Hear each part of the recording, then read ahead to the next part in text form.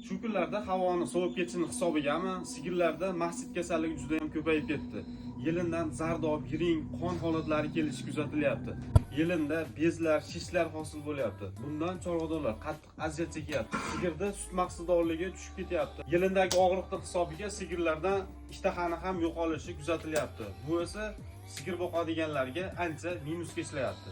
Sigirlarda bu holat uchramasligi uchun molxonani toza va ozg'ida holatda saqlash kerak. Tagi quruq holatda bo'lishi kerak. Chala sog'ish ham mastit kasalligini keltirib chiqaradi. Bu holatda davolashda vena qon tomiridan metrindazol preparatini yuboramiz. Yelin so'g'ichlari orqali zardob kelayotgan yelinga mastit stop preparatini yuboramiz.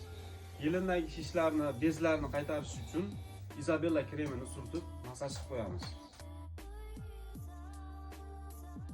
Bu videoni sigir boqadigan tanishlarga yuborib qo'yamiz. Sigiri mana shu holatga tushib qolmasligi uchun.